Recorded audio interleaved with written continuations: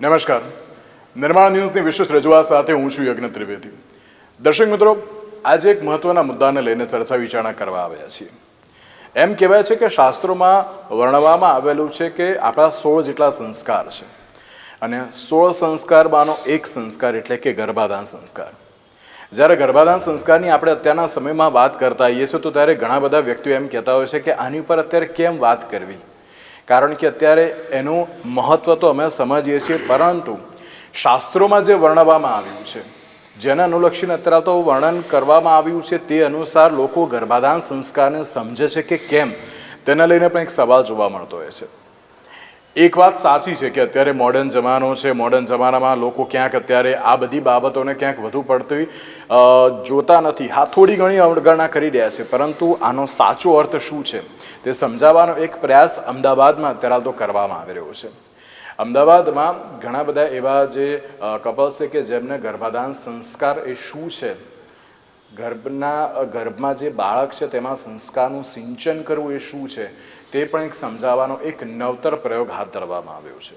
અને નવતર પ્રયોગમાં જ્યારે એમ કહેવાય ને કે સૌથી સારામાં સારું સંસ્કાર સિંચન કેવી રીતે થાય, આધ્યાત્મિક અનુસાર, વૈજ્ઞાનિક ઢબે, તે પણ સમજાવવા માટે ખૂબ જ મહત્ત્વના જે વ્યક્તિઓ પણ ત્યાં ઉપસ્થિત રહેવાના છે. સાથે સાથે મહારાજશ્રી પણ હાજર રહેવાના છે. અને એ જ મહારાજશ્રી આજે આપણી સાથે પણ ઉપસ્થિત છે. અને આપણી સાથે ઉપસ્થિત છે પરમ પૂજ્ય આચાર્ય શ્રીમદ વિજય રાજહંસ સુરેશ્વરજી મહારાજ સાહેબ આપણી સાથે ઉપસ્થિત છે. અને તેમની સાથે જ આપણે ચર્ચા વિચારણા કરીશું કે ગર્ભાધાન સંસ્કાર શું હોય અને અત્યારના સમયમાં તેનું મહત્ત્વ શું છે. મહારાજ સાહેબ, સૌથી પહેલાં તો આપનું સ્વાગત છે. મહારાજ સાહેબ, જ્યારે અત્યારની પરિસ્થિતિની વાત કરીએ છીએ, અત્યારે મોડર્ન જમાનો છે, ઘણા બધા વ્યક્તિઓ એમ કહેતા હોય છે કે આજના સમયમાં જે સંસ્કારો સમજવા, શીખવવા અને તેનું અત્યારે સિંચન કરવું બહુ જરૂરી છે. પણ યોગ્ય અર્થમાં આ જ્યારે ગર્ભાધાનની વાત કરતા હોઈએ ત્યારે ગર્ભાધાન સંસ્કાર શું છે એ ક્યાંક વ્યક્તિ સમજી શકતા નથી, કાં તો પછી જાણી શકતા નથી. સૌથી પહેલાં તો આપ ગર્ભાધાન સંસ્કારને આપ કઈ રીતે વર્ણવશો? શું છે આ ગર્ભાધાન સંસ્કાર? 16 સંસ્કારમાં એક સંસ્કાર એ ગર્ભ સંસ્કાર છે. બાળક ગર્ભમાં આવે એની પહેલાંથી લઈને 9 મહિના ગર્ભ સમય અને પછી જન્મ પછીનો સમય, એમાં બાળકને જેવા પ્રકારના સંસ્કાર આપવામાં આવે એ બધા સંસ્કાર એ ઝીલે છે. કારણ અમારા શાસ્ત્રો એમ કહે છે કે એ જીવ જ્યારે માતાના પેટમાં આવ્યો તે વખતથી જ એને સાંભળવાની શક્તિ છે અને સાંભળ્યા પછી સમજવાની પણ શક્તિ છે. તો માતા પિતા કે પૂરો પરિવાર એને જે કંઈ વાત કરે છે એ બધું એ સાંભળે છે, સમજે છે અને પછી એ પ્રમાણે પોતાના જીવનમાં લાવે છે. જો આટલું બધું હોય તો આપણો થોડો પ્રયત્ન અને આપણું ભવિષ્ય આખું સિક્યોર થઈ જાય. બિલકુલ સાચી વાત છે. માતા પિતાનું, બાળકનું અને પૂરા પરિવારનું માત્ર 9 મહિના સાચવવાના છે અને 90 વર્ષ સુધી સુખપૂર્વક, શાંતિપૂર્વક જીવવાનું છે. જો આવું હોય તો કોણ ન કરે? બિલકુલ બિલકુલ સાચી વાત છે. અને મહારાજ સાહેબ, એમ કહેવાય છે ને કે અત્યારે એક આધુનિક જમાનો થઈ ગયો છે, મોડર્ન જમાનો છે. અને આ મોડર્ન જમાનામાં ક્યાંક વ્યક્તિઓ અલગ અલગ બાબતોની સાથે આગળ તો વધતા હોય છે, પણ ચોક્કસ અર્થમાં સંસ્કારોનું સિંચન કેવી રીતે કરવું એ ક્યાંક હજુ પણ સમજી શકતા નથી. આપ તો એક બહુ મહત્ત્વના મુદ્દાઓને લઈને આપણે જો આજે ચર્ચા કરી રહ્યા છીએ કે ગર્ભાધાન સંસ્કાર, કે જ્યારે બાળક જે ગર્ભમાં હોય ત્યારે જ સંસ્કારોનું સિંચન, પણ એના પછી પણ ક્યાંક લોકો સંસ્કારોનું સિંચન કરવામાં થોડાક ક્યાંક પાછા પડતા હોય છે. સોશિયલ મીડિયાનો જમાનો છે, ક્યાંક વ્યક્તિઓ એમ પણ કહેતા હોય છે કે ના, આ બાબત અત્યારે યોગ્ય છે કે નહીં, કેવી રીતે કરીશું, શું કરીશું. પણ ગર્ભાધાન સંસ્કારની પાછળનું વૈજ્ઞાનિક અને આધ્યાત્મિક મહત્વ કયું કયું કહી શકાય?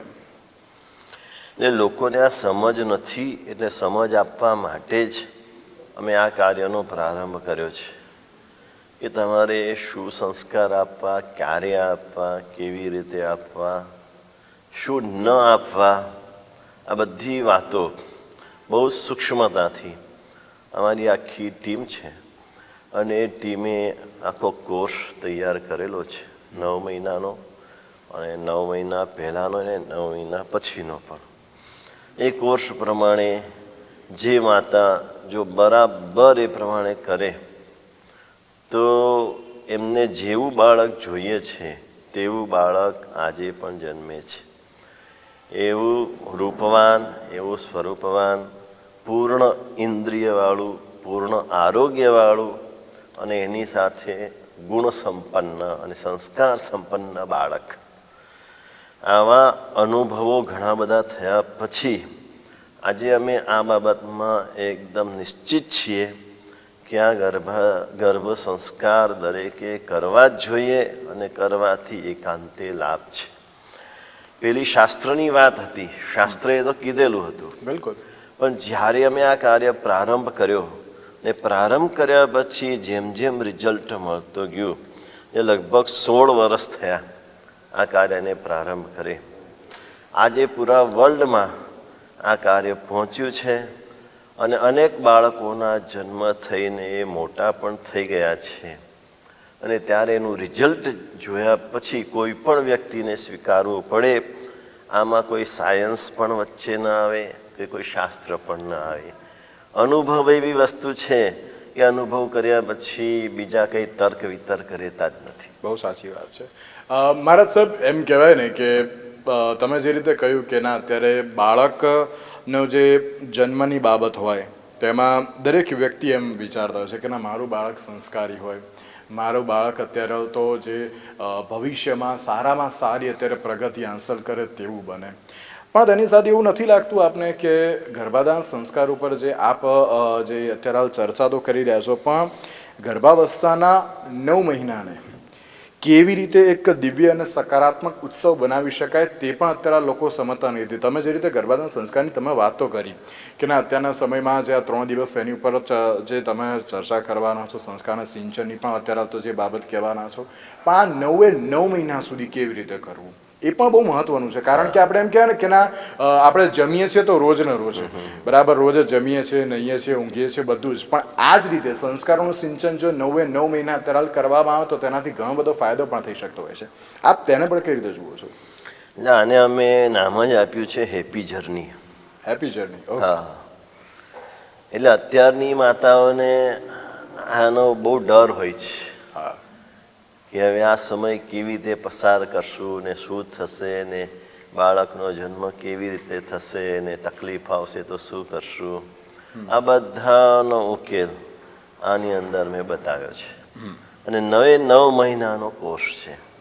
પહેલા મહિને શું કરવું, બીજા મહિને શું કરવું, ત્રીજા મહિને શું કરવું, આખો કોર્સ તૈયાર કરેલો છે. એમાં આહાર પણ 9 મહિનાનો શું લેવો, શું ન લેવો, વાંચન શું કરવું, મંત્ર જાપ શું કરવું, એ સિવાય બાળકનું જે કંઈ ડેવલપમેન્ટ કરવું હોય, બૌદ્ધિક વિકાસ કરવો છે તો વૈદિક મેથ્સ પણ લીધું છે. અચ્છા. શારીરિક વિકાસ કરવો છે તો યોગા પણ કરાવીએ છીએ.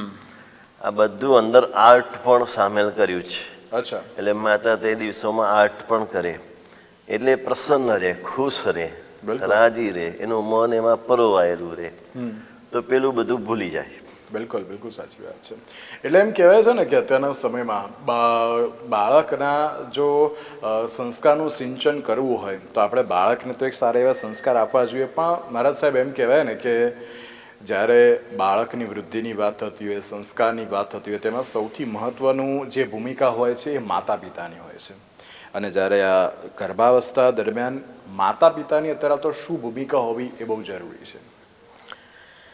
એટલે માતા પિતાએ જેવું બાળક જોઈએ છે, જેવા ગુણવાળું કે જેવા સ્વભાવવાળું, એવા ગુણ ને એવા સ્વભાવ પેલા માતા પિતાએ કેળવવા જોઈએ. બિલકુલ સાચી વાત છે. પોતાની અંદર રહેલા જે કંઈ દોષો હોય, ભૂલો હોય, એને સુધારવાનો પ્રયત્ન કરવો જોઈએ. કદાચ સંપૂર્ણ સુધારી ન શકે પણ એનો પ્રયત્ન એના માટેનો હોય. એવું સાંભળ્યું છે કે ઝાકીર હુસેન જે તબલા વાદક આજે વર્લ્ડ ફેમસ છે, તો એના પિતાજી એ જ્યારે ગર્ભમાં હતા ત્યારે 9 મહિના એમની પાસે બેસી અને તબલા વગાડતા હતા. એટલે ગર્ભમાંથી જ એ તબલા શીખીને આવ્યા ત્યારે આજે આ કક્ષાએ પહોંચ્યા છે. વાહ. તો પહેલાં માતા પિતાને ખબર હોવી જોઈએ કે મારે મારા બાળકને કેવું બનાવવું છે. બિલકુલ સાચી વાત. એને સ્પષ્ટ ન હોય તો એ કંઈ કરી ન શકે નહીં. મકાન બનાવવું છે તો કેવું બનાવવું છે એ જેને બનાવવું છે એને ખબર તો હોવી જોઈએ ને. પછી એ પ્રમાણે આર્કિટેક્ટ પાસે એનો પ્લાન બનાવે અને પછી મકાન બનાવવાની શરૂઆત થાય. તો આપણે એવું જ છે. બિલકુલ. એક વ્યક્તિ છે, પોતાનું બાળક છે, તો એને કેવું બનાવવું છે, મારે કેવા ગુણવાળું જોઈએ છે, આગળ કયા ક્ષેત્રમાં પ્રગતિ કરે જોઈએ છે, તો એ ક્ષેત્રની એ મહેનત કરે. મને સાયન્ટિસ્ટ બનાવવું છે તો એ ગણિતમાં મહેનત કરશે તો સાયન્ટિસ્ટ નહીં બને.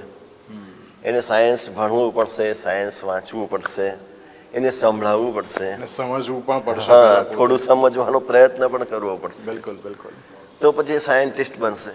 બિલકુલ સાચી. ધર્મિષ્ઠ બનાવવો છે તો એને પોતે ધર્મ આચરવો પડે. એ થોડો ઘણો પણ ધર્મ આચરશે તો બાળકમાં ઘણું વધારે આવશે બિલકુલ. અને ઘણું સારું રિઝલ્ટ મળશે. એટલે માતા પિતાની તો સૌથી મોટી ફરજ છે અને સાથે પૂરા પરિવારની ફરજ છે. આ કાર્ય પૂરા પરિવારનું છે. એટલે સાસુ, સસરા, નણંદ, દેરાણી, જેઠાણી જે કોઈ હોય એ બધાનો સહકાર આમાં જોઈશે, સપોર્ટ જોઈશે. બિલકુલ બિલકુલ સાચી. એનો સપોર્ટ હશે તો જ માતા સારી રીતે કરી શકશે. હવે એનો સપોર્ટ નહીં હોય તો માતાને દરેક વાતમાં અડચણ આવશે, વિઘ્ન આવશે. આ શું કરે છે, તારું આ કામ બાકી છે ને આ લઈને બેઠી છે, આ નવું નવું શું લાવો છો, આવી બધી વાતો આવશે તો એ કરી નહીં શકે. એ પૂરા પરિવારનું કાર્ય છે ને પરિવારની જાગૃતિ જોઈએ. બિલકુલ બિલકુલ સાચી વાત છે. મારા સાહેબ એક બાબત આમાં એ પણ હું આપને પૂછવા માંગીશ કે જ્યારે આપણે ગરબા સંસ્કારની આપણે જ્યારે વાત કરતા હોય ગર્ભાધાન સંસ્કારની, તો તેમાં અત્યારના સમયમાં ઘણા બધા વ્યક્તિઓ એ ધર્મને અનુલક્ષીને આગળ તો ચાલતા હોય છે, પણ અમુક સમય અનુસાર જ એ લોકો ધર્મનું આચરણ કરતા હોય છે. જેમ કે ગર્ભાધાન સંસ્કારની જ્યારે વિધિ હોય છે તે જ સમયે માત્ર ધર્મનું આચરણ કરતા હોય છે. પણ આ એ માત્ર એક દિવસ પૂરતું, એક સમય પૂરતું અત્યારે ન હોવું જોઈએ.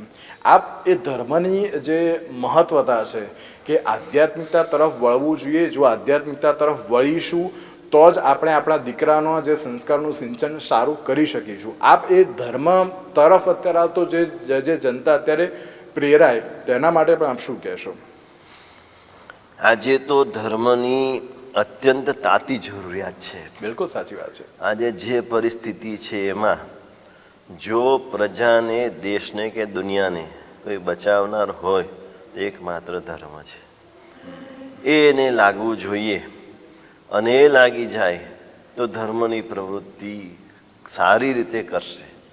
અને એવા ઘણા બધા માતા પિતા આજે મળ્યા છે. બિલકુલ. જે કદાચ પહેલાં ન કરતા હોય પણ બાળક રાખવાની ઈચ્છા કરે ત્યારથી પોતાનું બાળક ધર્મિષ્ઠ બને એવું ઈચ્છતા હોય આખું પોતાનું જીવન બદલી કાઢે. આ સંપૂર્ણ સમય દરમિયાન પરમાત્માની ખૂબ ભક્તિ કરે. જેમ અમારામાં રાત્રિ ભોજન ત્યાગની વાત છે, તો પહેલાં ન કરતા હોય પણ આ દિવસો દરમિયાન એ રાત્રિ ભોજન ત્યાગ શરૂ કરી દે તો બાળક પણ પછી જન્મ્યા પછી ક્યારેય રાત્રે ખાવા પીવાની ઈચ્છા જ નથી રાખતો. આવા પણ ઘણા દાખલાઓમાં જોવામાં આવ્યું છે. બિલકુલ. અને તો જે અધ્યાત્મ તરફ વળશે. ભારતની જે વિશેષતા છે એ આ અધ્યાત્મના કારણે છે. અને અત્યારના સમયમાં આધ્યાત્મનું મહત્વ અત્યારે તો કેટલું છે? અત્યારના સમયમાં જ ખાસ છે. અત્યારે જ્યારે સંપૂર્ણ લોકો પશ્ચિમી હવાને અનુસરે છે અને માત્ર ભૌતિક સુખની પાછળ પડ્યા છે અને એમાં જે રીતે લોકો દુઃખી થાય છે, પોતે દુઃખી થાય છે ને બીજાને પણ દુઃખી કરે છે. કોઈ શારીરિક રીતે, કોઈ માનસિક રીતે. આમ તો તમે જાણતા જ હશો કે રોગો કેટલા બધા વધ્યા છે શારીરિક. બિલકુલ સાચી વાત છે. માનસિક તો એટલા બધા તકલીફો છે, પાર વિનાની છે. તે બધાનો ઉપાય આ જ છે. જો અધ્યાત્મ તરફ વળશે તો એનું મન પણ શાંત થશે, અને મન શાંત થશે તો શરીર પણ સારું રહેશે. બિલકુલ બિલકુલ સાચી. આજે તો સાયન્સે પુરવાર કર્યું છે કે 98% રોગો આ મનના વિચારોના કારણે થાય છે. ખાલી 2% રોગો એવા છે કે જે બીજી રીતે થાય છે. બિલકુલ બિલકુલ સાચી વાત છે. દર્શક મિત્રો, જ્યારે આધ્યાત્મની આપણે વાત કરીએ ને, મહારાજ સાહેબે બહુ સાચી વાત કહી કે અત્યારના સમયમાં જ આધ્યાત્મિકતાની બહુ જરૂરિયાત છે. તાતી જરૂરિયાત એટલા માટે છે કારણ કે વ્યક્તિઓ અત્યારે આધ્યાત્મની વાત તો કરે છે, પરંતુ તેના તરફ અત્યારે તો આગળ વધે તે પણ બહુ જરૂરી છે. મહારાજ સાહેબ, એક સવાલ એ પણ કે જ્યારે આપણે આ ગર્ભાધાન સંસ્કારની વાત કરતા હોઈએ છીએ ત્યારે ગર્ભાધાન સંસ્કાર ની જે અત્યારે શરૂઆત જે આ કરવામાં આવી છે તેનાથી કુટુંબ અને સમાજ ઉપર કેવો સકારાત્મક અત્યારે અભિગમ પણ જોવા મળશે અને તેની અસર પણ કેવી જોવા મળશે? અત્યારે તો બહુ સારી અસર જોવા મળી રહી છે. કેમ કે એક બાળકના કારણે પહેલું તો માતા પિતા, મમ્મી પપ્પા બે નજીક આવે છે. બહુ જ મહત્વની વાત એક આ છે. પછી આખો પરિવાર પણ નજીક આવે છે. સમગ્ર પરિવારના કેન્દ્રમાં બાળક જ હોય છે. બિલકુલ. એ દિવસથી તમે જોજો સંસારમાં કે બધા બાળકને સામે રાખીને જીવતા હોય છે. હા, એ પણ છે. તો હવે આજે જે લોકોમાં એક ચાલે છે માણસ કે બાળક ન જોઈએ ને, આ બધા માટે પણ આ વસ્તુ બહુ મહત્વની છે કે એના કારણે એ જે પતિ પત્ની આમ વિમુખ થઈ રહ્યા છે, દૂર થઈ રહ્યા છે, પરિવાર પણ વિખૂટો પડી રહ્યો છે, એ બધાને જોડવા માટે પણ એક બાળક જરૂરી છે. અને એ બાળક જો સંસ્કારી હશે, ધર્મનિષ્ઠ હશે, આધ્યાત્મિક હશે, ગુણ સંપન્ન હશે તો આખો પરિવાર પણ બદલાઈ જશે. આજે કેટલા એવા દાખલાઓ જોયા છે કે બાળકમાં ધર્મ આવ્યા પછી માતા પિતા પણ ધર્મ તરફ વળી ગયા. બિલકુલ બિલકુલ સાચી વાત છે. અને મારા સાહેબ, એક આજે તમે બાળક અને માતા પિતાની તમે વાત કરી તો એક બાબત એ પણ અત્યારે બહુ ખાસ જોવા મળી રહી છે કે માતા પિતા એટલા બધા અત્યારે તો ધર્મનું આચરણ ક્યાંક કરે છે પણ ખાલી કહેવા પૂરતું કરતા હોય, પણ બાળક અત્યારના સમયમાં યુથ જે પ્રમાણે ધર્મ તરફ આગળ વધ્યું છે, આપણે તો પહેલાં એમ જ કહેતા હતા કે ના કોઈ પણ જગ્યાએ કોઈ પણ ધાર્મિક જે સંસ્થાન ઉપર જતા હોય તો કોઈ ઉદ્દેશની સાથે જતા હોય છે લોકો, પણ હવે તો એક એમ કહેવાય ને કે એક ટ્રેન્ડ બની ગયો છે. હા, અત્યારે યુથને ભગવાન વગર અત્યારે ચાલતું નથી, આધ્યાત્મ વગર ચાલતું નથી તેવું પણ છે. અને તેના કારણે અત્યારે માતા પિતા પણ આધ્યાત્મ તરફ આગળ વધ્યા છે. તે પણ અત્યારે બહુ એક સાચી વાત જોવા મળી રહી છે. પણ એવું નથી લાગતું કે આ વખતે જ્યારે આ ગર્ભાધાન સંસ્કારની આપણે જે તમે એક મુહિમ જે શરૂ કરી છે, આ જે તમે એક શરૂઆત કરી છે, આવું દરેક લોકોએ અત્યારે તો શરૂ કરવું જોઈએ તેમના પોતાના સમાજ માટે, સમાજની સાથે સાથે દરેક વ્યક્તિ માટે. હું એમ નથી કહેતો કે અમુક જ વર્ગના વ્યક્તિઓ માટે, ના, દરેક લોકો માટે આ શરૂઆત કરવી જોઈએ તેવું લાગે છે આપણે? ના, જરૂરી જ છે. જો ભારતને વિશ્વગુરુ બનવું હોય, હા, બિલકુલ સાચી વાત, તો ભારતના એક વ્યક્તિએ આ ગર્ભ સંસ્કાર કરવા જોઈએ. ખરેખર તો સરકાર જે અલગ અલગ અભિયાન ઉપાડે છે ને, એમાં ગર્ભ સંસ્કારનું અભિયાન ઉપાડી અને નાનામાં નાના વ્યક્તિ સુધી આ વાત પહોંચાડે તો બહુ જ થોડા સમયમાં આ ભારત વિશ્વગુરુની કક્ષાએ પહોંચી શકે એમ છે. બિલકુલ. શાસ્ત્રોમાં એક મદાલસા માતાની વાત આવે છે. મદાલસાના 4 પુત્રો હતા. એને એવું હતું કે મારા પુત્રો બધા યોગી કક્ષાના થાય, અધ્યાત્મ માર્ગમાં આગળ વધે. એટલે જ્યારે ગર્ભમાં હતા ત્યારથી જ એને તું આત્મા છે, તું શુદ્ધોસી, બુદ્ધોસી, નિરંજનોસી, સંસાર માયા પરિવર્જિતોસી, આ એને સંભળાવતા હતા. તો પહેલા 3 પુત્રો અધ્યાત્મ માર્ગમાં આગળ વધ્યા. પછી જ્યારે એને કહેવામાં આવ્યું કે મેં રાજરાણી છો, રાજપાટ સંભાળવા માટે ગાદીનો વારસ કોઈક જોઈશે, આ બધા તો યોગી કક્ષાના થઈ ગયા, તો એના માટે શું કરશો? એટલે ચોથા સંતાનને એણે એવા સંસ્કાર આપ્યા કે પછી રાજા થયો અને એણે રાજ્ય સંભાળ્યું. એટલે આ બધું માતાના હાથમાં છે. જેમ રસોઈ બનાવવી એ કોના હાથમાં છે ભાઈ? બિલકુલ તો જે બનાવનાર છે એના હાથમાં છે. બિલકુલ બિલકુલ તીખી બનાવી, મીઠી બનાવી, મોળી બનાવી, એ જેવું બનાવવું હોય એ પ્રમાણે અંદર મસાલો નાખશે તો એ પ્રમાણે રસોઈ બનશે. તો બાળકને કેવો બનાવો એ પણ માતાના હાથમાં છે. બિલકુલ એ જેવો બનાવો છે એવા સંસ્કારના મસાલા નાખશે તો એ બાળક એવું બનશે. બિલકુલ બિલકુલ સાચી વાત છે. અને આવું અમને જોવા મળ્યું છે બધી રીતે. શારીરિક પણ કે મારે આવું જોઈએ છે તો અચ્છા. એવું મળ્યું છે. એની ઇન્દ્રિયો આવી જોઈએ છે તો એવું મળ્યું છે. એના હોઠ આવવા જોઈએ છે તો એવું પણ મળ્યું છે.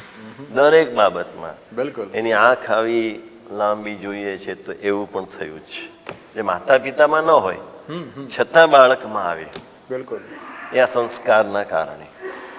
બિલકુલ બિલકુલ સાચી વાત છે. જ્યારે ગર્ભાધાન સંસ્કારની વાત કરીએ છીએ, મારા સાહેબે બહુ સાચી વાત કહી કે અત્યારના સમયમાં જે વ્યક્તિને અત્યારે જોઈતું હોય છે, બરાબર છે, એની એક મહેચ્છા રાખતા હોય છે, એક ઈચ્છા હોય છે કે મને આમ જોઈએ છે, આમ જોઈએ છે, આમ જોઈએ છે, પણ તેની ઉપર એ પ્રમાણેનું કાર્ય પણ કરવું અત્યારે બહુ જરૂરી જોવા મળતું હોય છે. સાથે એક એ બાબત પણ ખરી કે આ ગર્ભાધાન સંસ્કાર અને ગર્ભ સંસ્કારની વચ્ચેનો કોઈ તફાવત ખરી મહારાજ સાહેબ? અને જો તફાવત છે તો અત્યારે શું તફાવત જોવા મળી રહ્યો છે? ગર્ભાધાન જુદું છે અને ગર્ભ સંસ્કાર જુદું છે. ગર્ભાધાન એટલે જે કન્સીવ કરવામાં આવે બસ તે વખતની જે મનસ્થિતિ ને એની પહેલાંની સ્થિતિ અને તે વખતની સ્થિતિ એ બધું ગર્ભાધાન સંસ્કાર છે. એટલે કન્સીવ પહેલાં માતા પિતાએ શું કરવું શું ન કરવું, મિનિમમ 3 મહિનાનો સમય, એ ગર્ભાધાન થાય એની પહેલાંનો 3 મહિનાનો સમય જો માતા પિતા સંપૂર્ણ રીતે પોતે આરોગ્યવાન બને એ પ્રકારેના આહાર વિહાર આચાર વિચાર આ બધું જો પાળે અને પછી કન્સીવ થાય તો શું થાય કે એક તો પિતાનું બીજ એ પાવરફુલ બને, શુદ્ધ બને, અને માતાની જમીન છે તો જમીન પણ એકદમ ફળદ્રુપ બને. અને પછી જો એ બીજ વાવવામાં આવે તો એ બીજમાંથી કલ્પ વૃક્ષ ઉગે.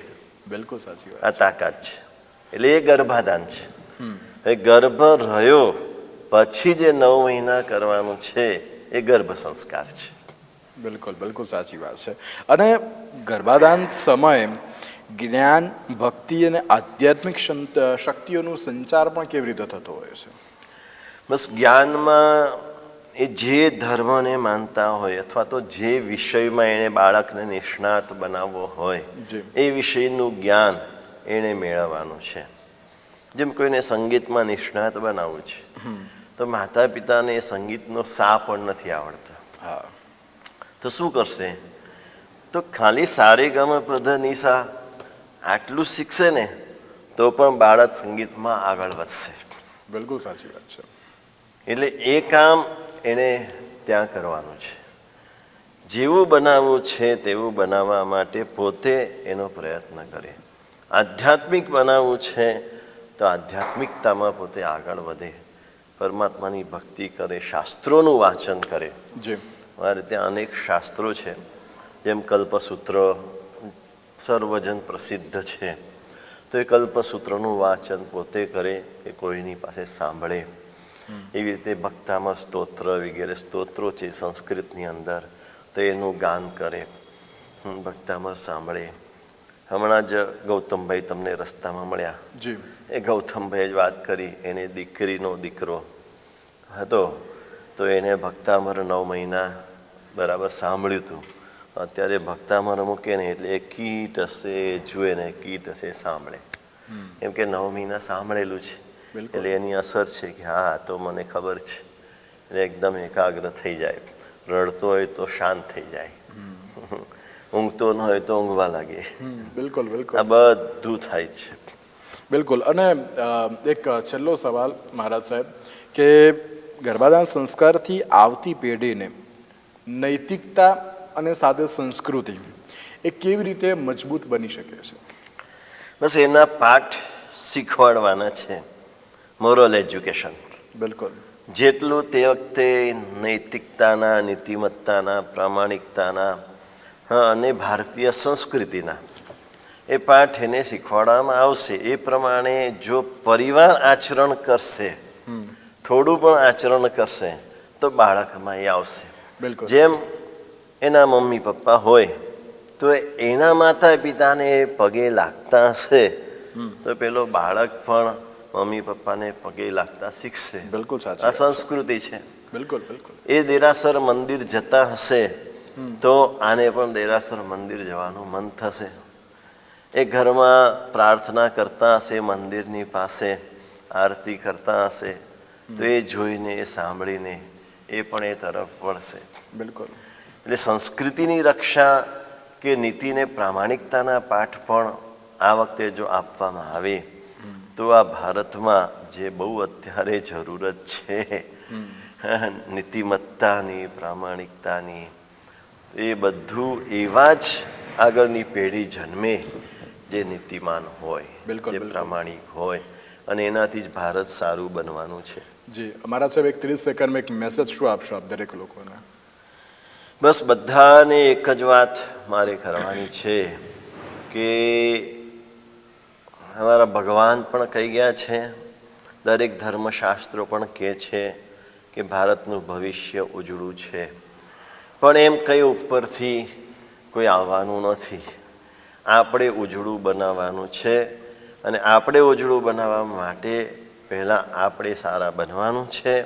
અને આપણે સારા બનીએ એટલું પણ પૂરતું નથી. આપણી આવતી પેઢીને સારા બનાવવા માટે, સજ્જન બનાવવા માટે, ગુણવાન બનાવવા માટે આ ગર્ભ સંસ્કાર દરેક માતા પિતા પોતાના બાળકને જન્મ આપતા પહેલાં અવશ્ય ગર્ભ સંસ્કાર કરે એવો સમગ્ર ભારતભરના દરેક પ્રજાજનને અમારો અનુરોધ છે. બિલકુલ બિલકુલ. મહારાજ સાહેબ, આપ અમારી સાથે જોડાયા, આપનો ખૂબ ખૂબ આભાર. ધર્મલાલ. તો દર્શક મિત્રો, આજના વિશેષ કાર્યક્રમમાં મને આપશો રજા. નમસ્કાર.